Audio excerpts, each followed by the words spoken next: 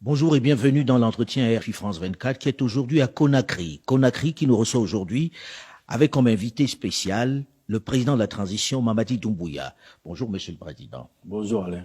Il y a quelques mois, 2 mois exactement, vous preniez le fauteuil de chef d'État, vous renversiez le président Alpha Condé. Qu'est-ce qui s'est passé exactement? Pourquoi l'avoir renversé? Vous qui lui devez votre place? Depuis plusieurs années, nous avons eu des dysfonctionnements de nos institutions, liés souvent à la tension sociopolitique dans notre pays. Et les Guinéens ne se regardaient plus comme des frères. Ils se regardaient comme des adversaires politiques. La gabegie financière de notre pays nous a poussé à prendre nos responsabilités. Et la responsabilité qui est grande pour nous, d'abord, je dis depuis le 5 septembre, qu'il faut qu'on commence et qu'on commence à s'aimer comme avant, parce qu'on ne s'aimait plus. Mais vous apparteniez à ce régime-là, vous avez servi Alpha Condé, vous n'avez pas vu ça, vous n'y avez pas participé, vous vous sentez pas un peu, on va dire, comptable de tout ce qui se passait? Ça fait plus de 10 ans que j'ai décidé de laisser femme et enfants par amour pour mon pays. J'ai laissé l'Occident pour venir servir mon pays. C'est pas lui qui vous a fait revenir au pays? Non, j'ai décidé tout seul de venir en Guinée et pour être clair avec vous, le professeur Alpha Condé qui a été président de la République de Guinée, on s'est vu 2 fois. La première fois qu'on s'est vu, c'était le 10 octobre 2018 pendant les fêtes d'indépendance de la République de Guinée. Et après ça, on s'était vu dans une cérémonie lors d'un décès. Et je pense que la loyauté entre le pays et un homme, le choix est vite fait. Et je pense que je ne suis pas venu pour servir un homme, j'étais venu pour servir la République de Guinée. Et en tant que soldat, je pense que ma mission était de servir la République. Pour vous, la coupe était pleine, vous en aviez assez. Oui, quand on voyait la situation sociopolitique de notre pays, il y avait tellement de violence politique, que ce soit aussi de la gabegie dans le pays, qui nous a poussés devant l'histoire et devant le peuple de Guinée à prendre nos responsabilités de soldats. C'est celle qui est de défendre l'intérêt de notre pays. Alpha Condé, aujourd'hui, est en prison, en résidence surveillée. Quand est-ce qu'il sera libéré? Je ne suis pas un justicier, moi. Je suis le président de la transition.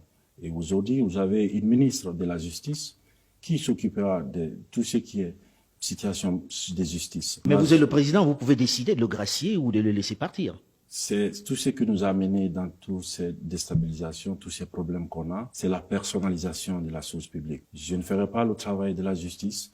Je suis président de la transition et non ministre de la Justice. Donc la justice guinéenne aura toute son indépendance.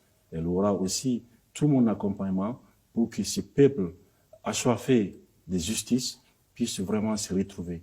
Vous savez que vous faites l'objet de sanctions de la CEDEAO, la communauté des États de l'Afrique de l'Ouest, les membres de la junte. Ils vous ont demandé de faire on va dire une transition de 6 mois. Combien de temps va durer la transition? Dans combien de temps vous allez rendre le pouvoir pour retourner dans les casernes? La CEDEAO est dans son rôle. Et je pense que la CEDEAO, nous tenons beaucoup parce que nous sommes membres fondateurs de la CEDEAO.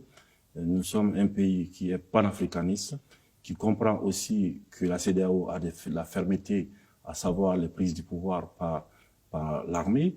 Mais nous ne sommes pas des politiques. Nous venons tout simplement rendre le pouvoir au peuple de Guinée, qui, à travers le Conseil national de transition, qui est, on est en train de mettre en place depuis, pourra décider au nom du peuple de Guinée.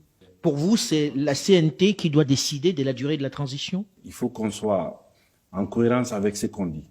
Nous avons dit qu'on donne le pouvoir au peuple de Guinée parce que nous voulons mettre en place un système qui pourra résister aux tentations des hommes.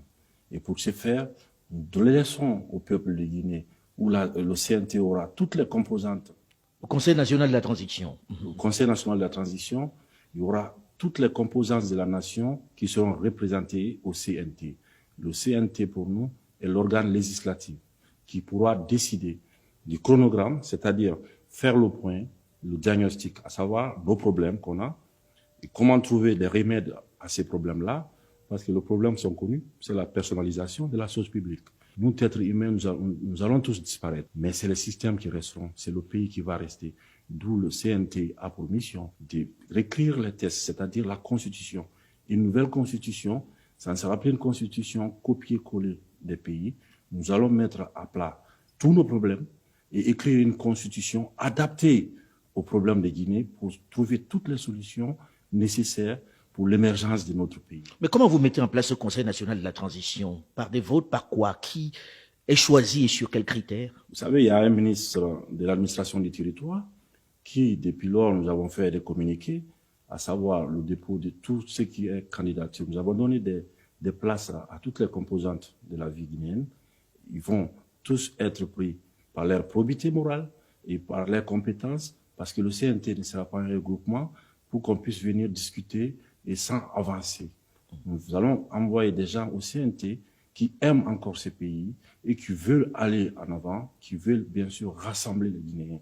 Et parce que je tiens beaucoup au mot rassemblement, parce que j'ai décidé aussi, il faut que ça soit clair, à ce que les Guinéens eux-mêmes puissent prendre en main leur destin, à savoir s'entendre, s'écouter, parce qu'on ne s'écoutait plus dans ces pays. On était très divisés. Très, très divisés.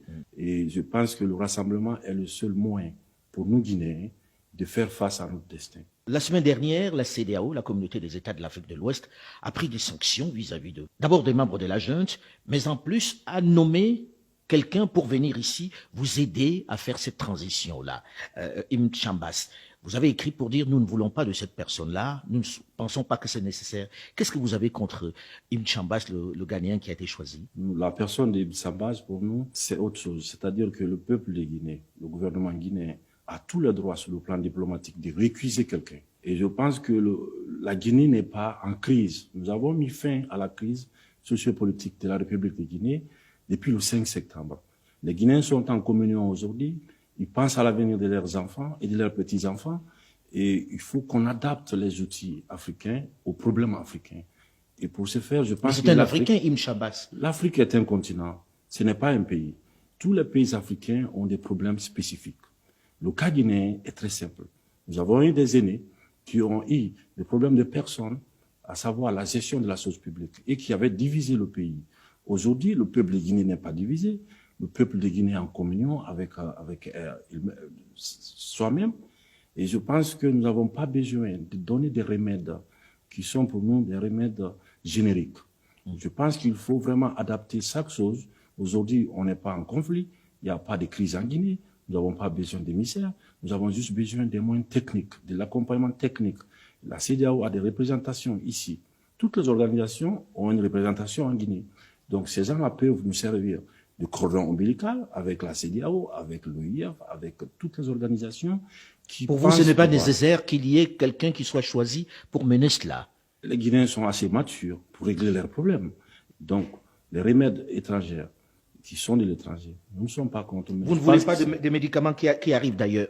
Monsieur le Président, à quand les élections libres et transparentes dans ce pays? Est-ce que vous avez un délai?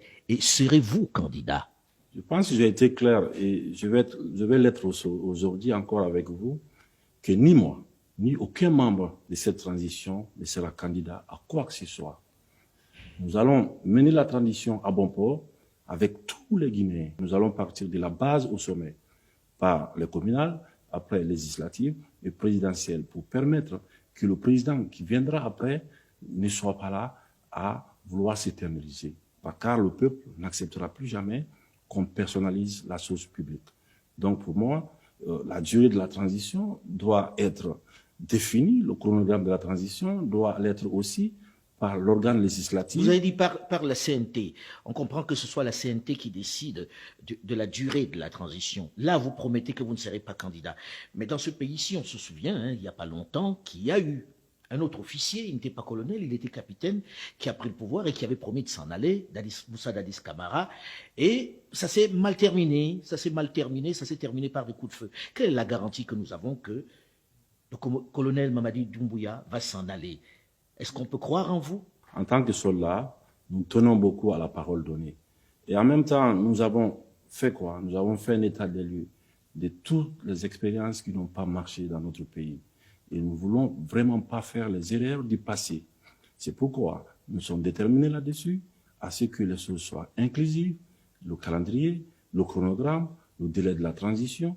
Je ne peux pas vouloir dire au peuple de Guinée que je le donne sa liberté par la voie de tout ce qui est organe législatif et en même temps imposer un délai au peuple guinéen. Si vous avez un remède de 2 semaines pour régler les problèmes guinéens, ben moi je pense que ça sera la meilleure chose pour nous.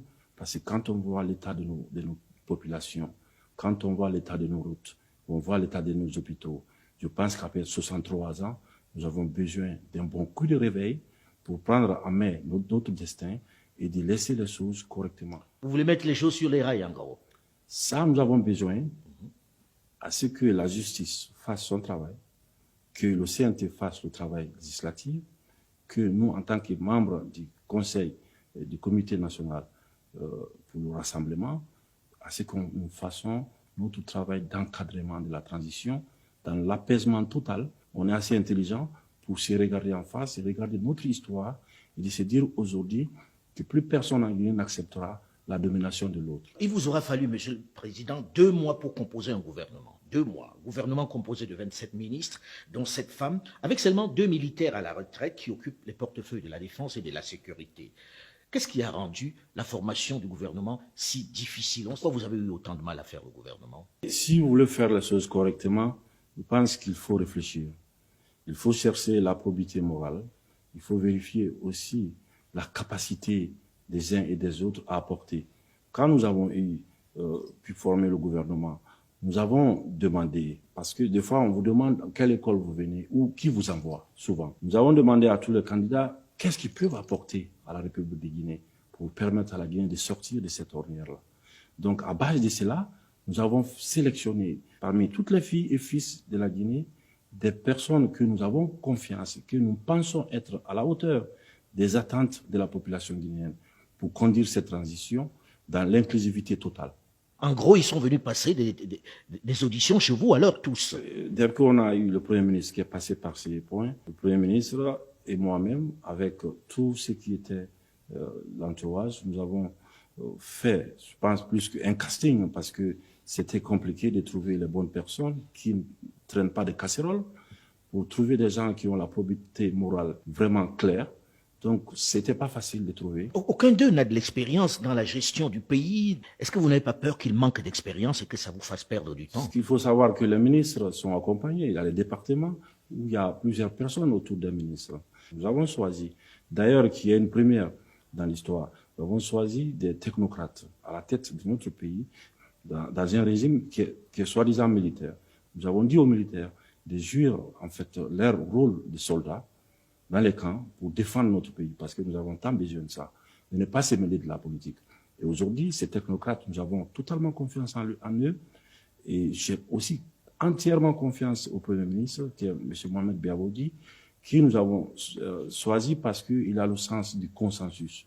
Et c'est quelqu'un aussi... C'est l'élément qui a déterminé le sens du consensus pour son choix? Oui, parce que je pense que cette transition, nous n'allons pas accepter qu'il y a des projets personnels. Nous avons voulu qu'il y ait des consensus, qu'on se comprenne, encore une fois. Parce que chaque fois qu'on ne s'est pas compris, ça nous a amené à quoi? Au sang, ça nous a amené aux larmes et aux victimes, qui sont tous des enfants de ces pays et qui pouvaient aussi être des ministres, mais qui ont été fauchés dans leur vie. Donc je pense que le Premier ministre Mohamed Bouabougui, qui est quelqu'un qui a une grande expérience à l'international et qui est un homme de consensus, peut aider le gouvernement guinéen aujourd'hui à sortir de cette ornière-là. Alors on a vu les populations guinéennes dans les rues lorsque vous avez pris le pouvoir, des gens qui se réjouissaient, vous bénéficiez d'un état de grâce aujourd'hui qui est exceptionnel. Qu'est-ce que vous avez à donner? Il y a beaucoup d'attentes. Qu'est-ce que vous allez donner? C'est quoi la prochaine étape là? Ma vie entière, je donnerai à ce peuple-là qui mérite ça. Et si on a décidé le 5 septembre d'aller à la mort, c'est parce qu'on avait vu l'état de notre pays. Et nous avons pensé tous ensemble qu'il faut sauver le pays en donnant notre vie. Et je pense qu'il est de notre devoir en tant que soldats, en tant que patriotes, de se battre et d'aller à la mort encore une fois, que ce soit sur le plan politique ou physique, pour sauver le pays, pour sauver la patrie et pour sauver les Guinéens, en leur donnant l'espoir bien sûr et en changeant leurs conditions de vie. Parce qu'après 63 ans, après tout ce qu'on a en Guinée, comme économie, comme mine, comme tout ce qui va avec... Comme richesse. Comme richesse, j'ose dire. Je pense que ce peuple mérite mieux que l'état dans lequel nos aînés l'avaient mis. Aujourd'hui, vous avez dit la justice sera ma boussole. Est-ce qu'on peut vous croire là-dessus? Est-ce que la justice sera vraiment libre, Monsieur le Président? Vous savez, c'était mon credo. Je tiens beaucoup à la parole donnée. Pour moi, la justice, il n'y a pas de développement sans justice. Si vous voulez développer votre pays, il faut qu'il y ait la justice. Il faut que la justice puisse jouer son rôle fondamental, qui est pour nous l'impartialité dans tout ce qu'on fait. Monsieur le Président, aujourd'hui, est-ce qu'on peut gouverner un État comme celui-là en ayant cette sanction de la CEDEAO? Vous ne pouvez pas voyager, gel des avoirs, etc. C'est les décisions de la CEDEAO. Est-ce que ce n'est pas un réel handicap? Nous avons bien sûr besoin de nos partenaires, mais ce qui est pour nous non négociable, c'est la souveraineté nationale. Parce que nous tenons à la liberté. Et la CEDEAO, je pense, doit penser au mal qui gangrène nos pays. Et je pense que la CEDEAO doit penser au peuple africain de l'Ouest, parce que le peuple aussi a besoin de la protection des institutions qui, à leur nom, est censé aider nos pays et nos populations à sortir de l'injustice. Mais est-ce qu'on peut gouverner sans sortir du pays? Vous ne pouvez pas voyager et on a gelé vos avoirs. Je fais don de moi, ça fait des années que je n'ai pas pu sortir de la Guinée. Je suis en Guinée, je me sens mieux en Guinée que n'importe où. Je n'ai pas besoin de voyager. Ce que j'ai juste besoin maintenant, c'est de me concentrer en Guinée sur nos problèmes, pour trouver des solutions à nos problèmes. Et à ce qui concerne les avoirs, nous, les membres du CNRD, nous n'avons rien à geler. Donc ça, pour moi, c'est juste des principes. Mais à savoir s'il y avait quelque chose à geler, vous pouvez chercher, vous ne trouverez pas. Maintenant, nous faisons tout quand même pour arrêter l'hémorragie dans notre pays. Et depuis notre arrivée, nous avons essayé de fermer tous les robinets parce que pour moi, les deniers publics ne sont pas quelque chose qu'on peut jouer avec.